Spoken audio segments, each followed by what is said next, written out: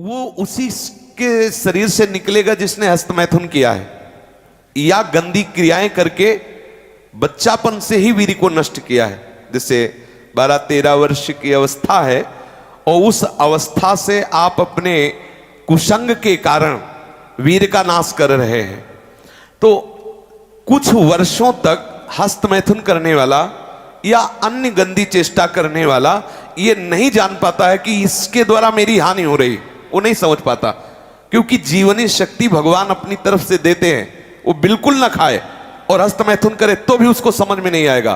कुछ समय के बाद जब उसकी स्थायी जीवनी शक्ति से क्षीण होना प्रारंभ हो जाएगा, तब उसे वो लक्षण जो हस्तमैथुन करने से नाश ऐसे उस प्रसंग में बताया गया, वो लक्षण उसके जीवन में उत्पन्न होने लगते हैं। ये जो हस्त क्रिया के द्वारा शक्ति का नाश करते हैं, ये प्रतिक्षण काम से युक्त रहते हैं। इनके हृदय में वही चिंतन चलता रहता है। बालक अवस्था से लेकर के यौवन अवस्था तक देखिए आप, इनकी आंखों में देखिए न तेज होगा न इनकी गंभीरता होगी, बहुत चंचलता, निस्तेज आंखें होगी, चेहरा पीला पड़, जब देखो तो ऐसा लगता है कि शर्मिंदा हो रहे हैं, मुंह छिपा रहे हैं, ऐसा लगेगा। पहला लक्षण है। दूसरा, कुछ इतने निखल्ले ऐसे दिखावटी स्वभाव के, ऐंठ में, अकड़ में, गर्मी में रहते हैं, ये वीर शक्ति के नाश का लक्षण है। गंभीरता नहीं, शांति नहीं, उदारता नहीं, धैर्य नहीं है, वो अपने को बड़ा बड़ा दिखाना चाहते हैं, ये सब उसके नाश के लक्षण हैं।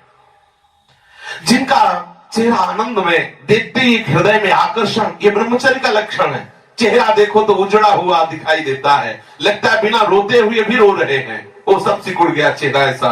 जैसे किसी घर में आग लगा दो, इसके बाद दर्शन करो तो कैसा लगता है, वो ऐसे ही उसका चेहरा होता है जिसने अपने जीवन से खिलवाड़ किया है। जो स्वभाव से ही रुक्ष, चिड़चिड़ा, क्रोधी, बात बात पे एकदम रूखा, चेहरा पीला पड़ रहा है, फीका पड़, वो चेहरा पीला प्रेम का नहीं, वो चेहरा प्रेम में पीला पड़, प्रेम में नहीं, यहां काम की बात हो रही है। मुख पिया आई फिर गई, बदल गए तन रंग, ये प्रेम का लक्षण नहीं, ये काम के लक्षण की यहां बात हो रही।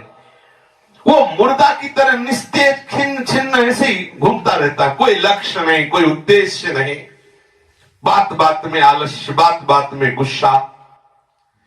जो गालों में बिना कोई गुलाबी कुछ लगाए जो गुलाबी दिखाई देती है, वो ब्रह्मचर्य की होती है।